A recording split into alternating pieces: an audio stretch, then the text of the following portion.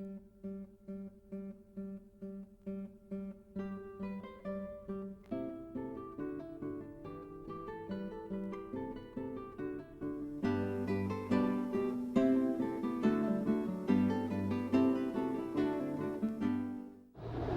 and welcome to In Larchmont Village.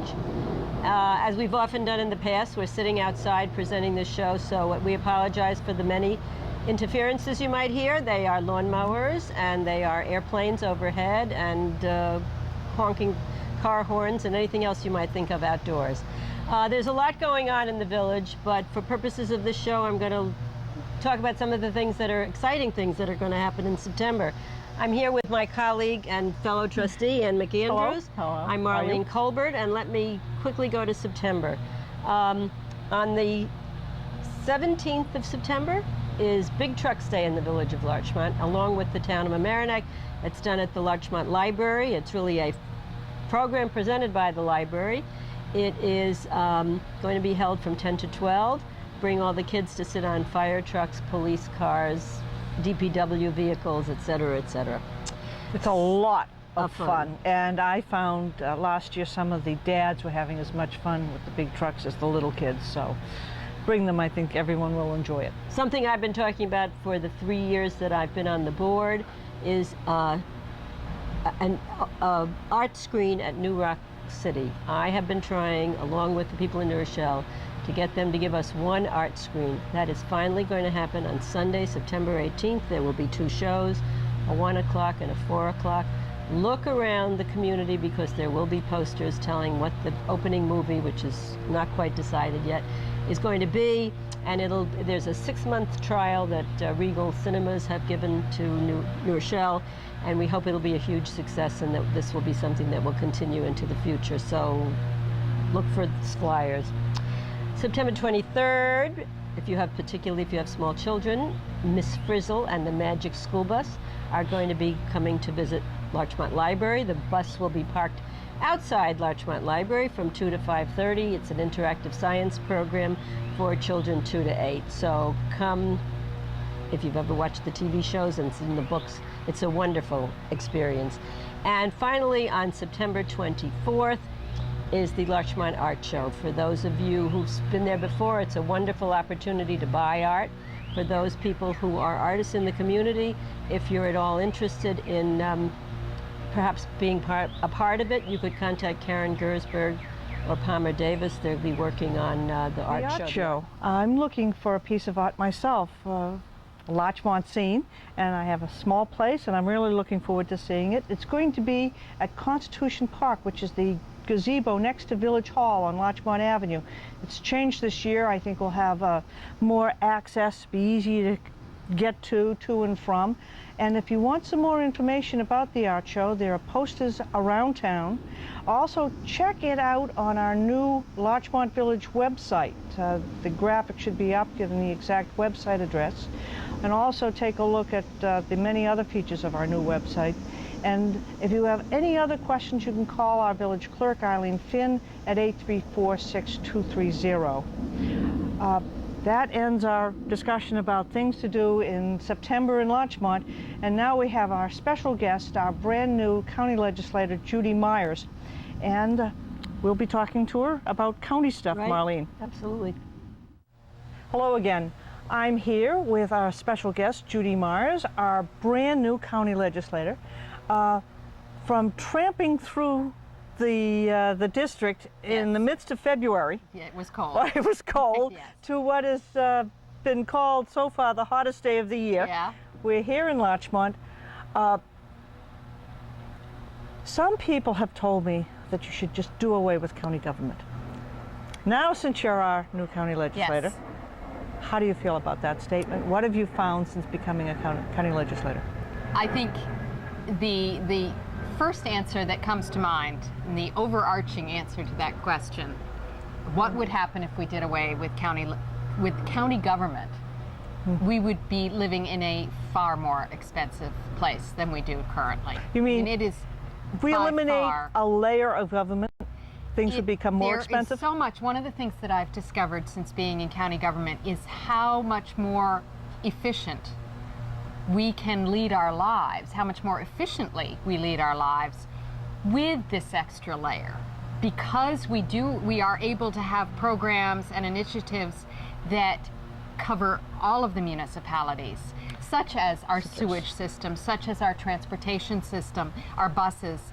If each municipality, and there's 44 of them, if each municipality had to provide this on its own, the expense would be frightful. So this is, I think, county government, by and large, yes, obviously it's an extra tax we're paying. I think anyone who looks at the way their taxes are broken out knows that it's an extra tax. Yes, it's an extra layer of government, but it does get us closer towards the whole idea of regional planning, of a regional approach to Well, let's talk about a regional policy. approach. Let's talk about a regional approach then to flooding. Okay. You were talking about Absolutely. an example up in Rye. Yes, and one of the really good things I've found about being in county government is that because I represent a district that is my district here, the 7th district, is actually quite homogenous in terms of similar interests, and the fact that we're all on the Sound, we're all sort of at low-lying levels, flood zones. I can go and attend a meeting in Rye and talk with the residents there and with county personnel about how we might come to grips with some of the flooding issues in Rye, and then I can bring that same knowledge and attend a meeting with, say, the Pine Brook residents here in Larchmont, and find that a lot of the same lessons hold true, the same fixes, if you will hold true in both communities, and where I can go back and talk to county people, bring the county people to these meetings, and it's a much more efficient way of planning and of trying to solve some of these problems. You might know that we've gotten the first part of the report from our consultants pleased to see that. On the Absolutely. Pine Brook flooding issue, which involved a real scientific study of, first of all, the runoff, Yes. and secondly, the actual nature of the conduit that does go from Beachmont Yeah. Lake all the way under the train tracks, under 95, and comes out near Tony's nursery Right. on Boston Post Road, if people want to know what we're talking about. And that's the first step, because the village made a commitment to finding out what is happening, Right. and then we'll have to go to the county Yeah. and have some help on the solutions. Right. So that is coming along. But it's a way to be able to work with, rather than Larchmont having to work with New Rochelle by itself and then perhaps reaching out to Rye or reaching out to Scarsdale. It is a centralized way to work through a lot of the regional problems, one of which is flooding through the county. We know about what the county does. You mentioned transportation and sanitation and what have you. What about something else like recreation? Recreation, even though each municipality has hopefully enough playing fields, we all know that we don't have enough in this community. This is actually a problem in a lot of communities, and there is a program through the county by which many communities have availed themselves of county resources to redo parks, either existing parks or to acquire parkland and put in some new ball fields. How does that work? In exchange for, in this instance, it's a program that exchanges this recreational opportunity for county-owned roadway, which is no longer serving county. The county owned a lot of roadway from the very beginning because they were the only roads that were available to get around the county. But the county Westchester County has found itself as the owner of a lot of just little bits and pieces of roads. pieces of roadway that it doesn't need, that it's really actually less efficient for the county to own, because for the county to maintain these roadways, it needs to bring down all of its equipment from a central location in Valhalla. Or have an agreement with the village to plow it. The plowing Now, we do, we're but the talking maintenance about, we don't okay, do. let's just talk about what roads we're talking Maintenance is done about. by the county. We're talking about Palmer Avenue. In Larchmont Village, it's Palmer Avenue. It's And a county roadway. for the town purposes, just so we can illustrate the difference. Murray Avenue, Murray Avenue, but Weaver is a state Weaver road. State. Murray is county. Murray is county, Palmer Palmer in the town is county. And the village, okay. And the village. There's even a part of Mamaroneck Avenue in the village of Mamaroneck that's county, but just a part. So it's a mishmash. So these are a mishmash, and the Okay. objective is A, to help solve a lot of the municipal recreational needs, and B, to be much more efficient in road work and actually have municipalities take back some of their roadway. Just for purposes of illustration, let's say the village of Larchmont takes possession and control of Palmer Avenue. Of its part. Then then the village would have to maintain the road. Yes. Okay, so that's an additional burden. If there's a pothole, the village of Larchmont would need. Okay, but and if it has to be the village of Larchmont repaved, is already filling its other potholes, so chances are it's already in the area. but let's say we have to pave Palmer. Then it Not would an fall- inconsiderable First of all, expense. before the roadway would be given over, it would be paved. So you'd have a newly paved roadway.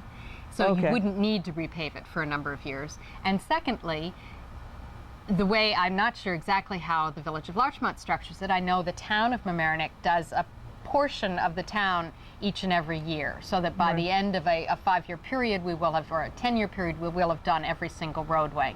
And then we'll start over again. If that's the case, then chances are if you're repaving an area near Palmer, then you would just repave your section of Palmer also. But that's exactly So what we're would be taking on this exchanged. additional burden.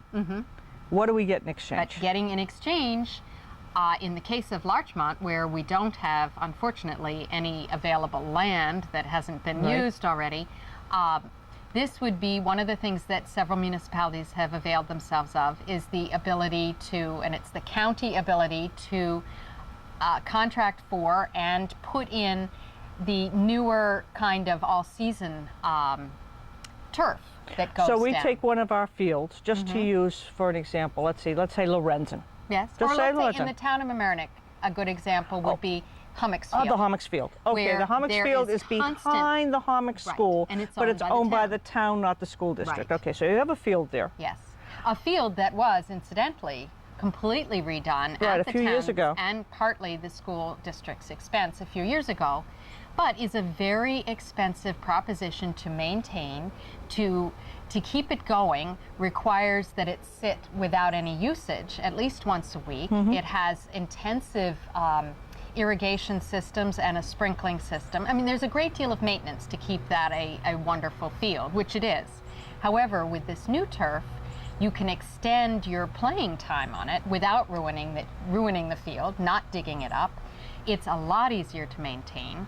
And where we have this field shortage, what it provides is double the usage of the field. It doesn't have to rest. You could have the middle schoolers out there during recess, which you can't do now because the field needs to rest. To be used.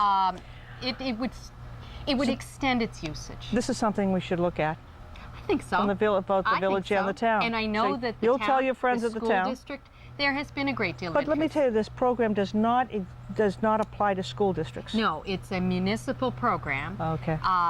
But there is obviously a great deal of, this is a big problem here in this community, in the Larchmont Mamaroneck community, so You there's a betcha. lot of interest. We're going to be talking a little more about David's Island. Good. But for now, we're going to wrap up this portion of our program, and we'll be seeing you from another place. As you can see, we've moved our venue, and we're now in New Rochelle at Glen Island Park. And we're, Which is a county-owned park, thank we you. should say. We should note that. And you're looking at David's Island. Water Tower is the famous landmark, which you can see from Manor Park in Larchmont. The history briefly of David's Island: it was Fort Slocum. It was a Civil War base. It had, I think it had a hospital at that time. It was used for new recruits later. And ultimately it was closed and given to the city of New Rochelle for a minimal amount of money. And the first thing that New Rochelle wanted to do was to sell it to Con Edison for a nuclear power plant. And a huge number of people rose up in New Rochelle and Larchmont to Actually, oppose. they did sell it. It did belong to Con Edison, and Con Right, Ed that's what I owns say. a piece Oh, of the land. absolutely. A piece of the island is still Right. Con No, they Edison. did sell it to Con Yeah. Edison. And New Rochelle has actually made quite a bit of money over the years from the sale. Well, they bought it, but New Rochelle did buy it Yes, back. they actually, right. I actually think they got it back for $1. I think it was $1. They got it back for $1. And the power plant project was killed because of, clearly because of this crowded area.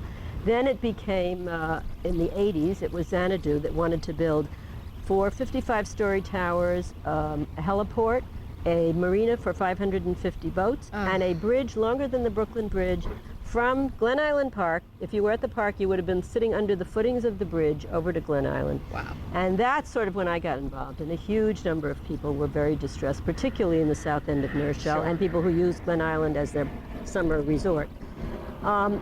Gail Schaefer, the then Secretary of State, after help from Nita Lowey and a lot of other people, ultimately ruled against the bridge being built at that spot, and that killed the project. Then County Executive O'Rourke suggested buying the park, the county buying the David's Island for a park. Sat for a few years, and then County Executive Andrew Spano came along and really made an offer of $7.5 million. And that project has sort of been sitting there for the last, well, probably close to 10 years, Judy. Why don't you fill us in on where we are today? And then what happened was, and this is something I've been working on since I came into the county legislature, is there was a study done of the remediation of the island, a small-scale study by the county, and when it came time to applying, there are some great grant opportunities through the Department of Environmental Conservation in New York State, but they do require a larger scale study. So where I came in, I was able to work with my fellow legislators, and we were able to push this through the county legislature to be able to apply for a grant as a co-applicant with the city of New Rochelle to do a $1 million remediation study where the state will pay 90% of it. New Rochelle and the county each pay half of the $100,000. They're each paying $50,000. A year-long study to see what exactly would need to be done in terms of remediation to make it into a public park. And what we have to just go back a little bit is to say that through Nita Lowey's office, well, that's the big they have important done piece. that small study, which is what the DEC now wants to do, a larger study, and Nita has gotten $4 million plus another $5 million. And I don't know if you can see it behind us, but we see evidence of the Army Corps of Engineers actually working on the island right now. Right, there's a dock which they're beginning to build, and they are working. This is all thanks to Nita Lowey. And that's Nita Lowey money, and part of that money, now the big question is, could part of Nita's money go for the part that can't be used, the DEC money, which would be for the asbestos. But the problem is that all of those three parties have got to get together. Right. And I, as somebody who's worked on this since 1990, clearly don't want to see the island cleaned up to end up in some private developer's hands. And that's the beauty of the co-applicant process, because explain what would happen if New Rochelle had been the sole applicant for this funding, then if it had been cleaned up at expense of the state, if New Rochelle then sold it to, say, a developer, New Rochelle would have to pay back the amount of money that the state had put into it. The state is putting money in because it will be used for public purposes. When the state comes to put the money in. But even with this, even as a co-applicant for the remediation study, that's a big component of it. So what we are all, those of us who have been looking to at least take it out of the private development sphere. Absolutely. And I think we look to the county and to Judy as our legislator because it is so significant for the southern tier of Westchester. This is a huge, I think we've bought a lot. This is the single largest environmental initiative before us. And we've put in a lot of money as county residents for Up County to buy land, and now it's our turn, and we think David's Island is the part. This is, not only does it provide public access to the Long Island Sound, which is sorely needed in these areas. With so much private development. It acts to keep it in its current state and to keep it as open parkland. Really does a great deal of environmental conservation. It has a great conservation benefit and for the Long Island Sound. And Judy, it does. It's at a particular point. You can sort of see it right here, where it does trap a lot of the stuff that comes in from the East River, heading back out to the ocean. And you know, each time the tide turns, well, David's this is this Island narrow part of the Sound where Absolutely. hypoxia and all those awful things that happen every summer. Absolutely. This is a huge component of keeping the Sound clean, which is another reason for why, along with the fact that I've heard you say before, along with other people, that 1 in every 50 Americans lives within 50 miles. 1 in every 10 Americans lives within 50 miles of David's Island because of the proximity to New York City. And this is one of the most populated areas of Westchester County. So to be able to have public access to the sound here it would be magnificent. And you know, you could do some revenue enhancing things. You could have a museum, and you could somehow work out a sharing, perhaps, so that New Rochelle could participate in that, because I think we don't want to deprive New Rochelle, but I think those of us who are passionate about Long Island Sound feel that this is absolutely a must not miss opportunity. Once it's gone forever. Plus, as you can see on this gorgeous day, you can see what an incredible, beautiful spot this is. Judy, just in closing and to wrap this up, tell us what you think the most important part of being a legislator at the county level is for you as For me, having arrived here on March 1st and serving these past 150 days or whatever my term has been to date, to me the most important thing and where I can have the biggest impact is the fact that I'm representing this district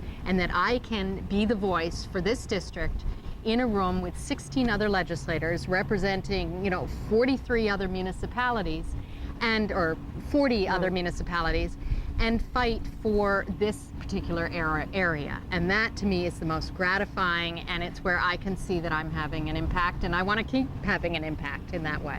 Judy, thanks so much for joining us today, and Ann, thanks for the first part of our show. Ann and I can be seen on television every other Monday evening, starting in September, so tune in at 8 o'clock, and enjoy the rest of your summer, and thanks for watching. Thank you.